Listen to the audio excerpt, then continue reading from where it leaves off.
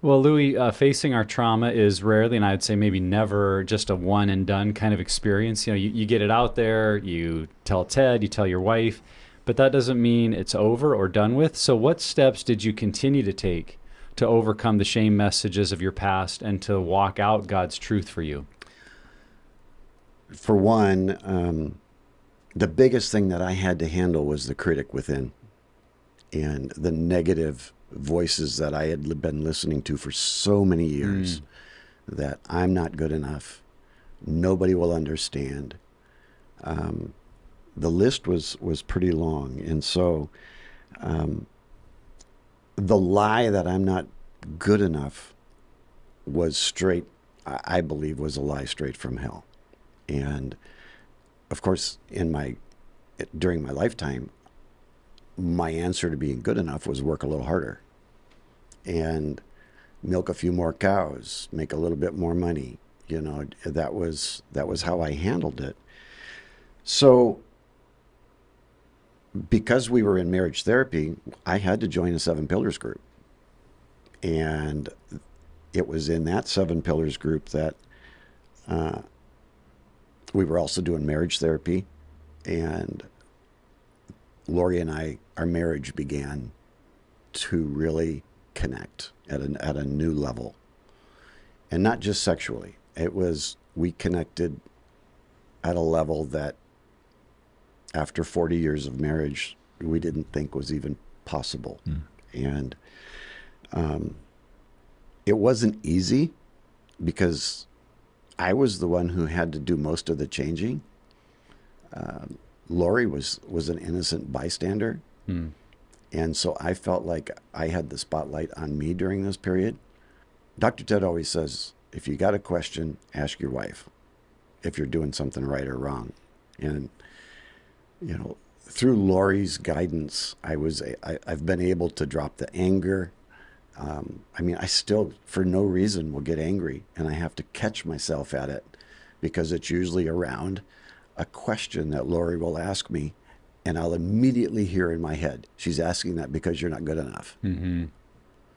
Or she's pointing out a flaw, Yeah, a weakness. a weakness, and the hairs on my neck will just stand up like a dog and just want to go into attack mode. And so, that process virtually changed my life. And when Dr. Ted said it was going to be 2 to 5 years for my brain to get fixed, I'm going, no way. Nothing takes 2 to 5 years. Give me a pill and it'll go away. And I'm at year 8 now. And it took all of the 5 years. It's interesting you brought up the anger issue. And I'm curious if in leading groups you guys have had or seen this experience where guys will come in with an anger problem, and as they deal with their trauma, their anger begins to subside. Have you noticed that? Absolutely. Yeah. Especially, I forget what pillar it is when you list the 10 most horrible things that happened to you. And you got to read those things through. There's something about reading it out loud to a group of guys. I think that just unloads it. And for a lot of guys, I think that's where the healing starts. I agree. It's good stuff. Just listing that stuff. Yeah, it's realizing that anger is a secondary emotion, meaning anger is what we do in response to something else we feel first. And that's a part of life and this journey that no one had ever helped me see, because externally, I don't get angry. In fact, my wife has claimed she's only seen me get angry once. And I'm like, I think that's overly kind, because I know on the inside, there was a lot of anger.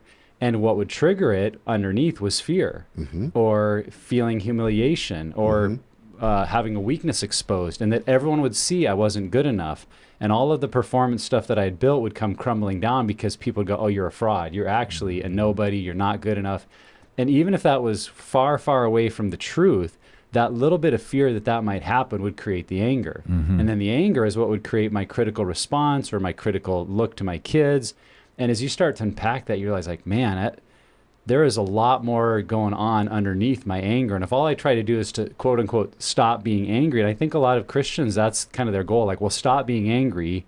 And it's a little bit then like the balloon illustrator, like we'll just push that anger down Yeah. a little deeper so nobody sees it. And externally, maybe we look less angry, but inside we have no less turmoil. We have no more peace because we haven't really addressed what's driving the anger in the first place. Yeah. And I wasn't an angry. It wasn't like I was slamming doors or screaming at Lori. I don't remember raising my voice during this period, but it was a different kind of anger. It was one that was justified almost, because I wasn't that guy, Yeah. So, Well, a lot of times we can be angry at ourselves. oh boy. Yeah. Huh. Oh, boy. Angry that I'm not enough, that I'm Yeah. not able to accomplish the things I want to accomplish, to be the husband I want to be. The ability to quit porn. I remember thinking, if I was a real man, I'd be able to stop doing this. Mm-hmm. I must not be a real man.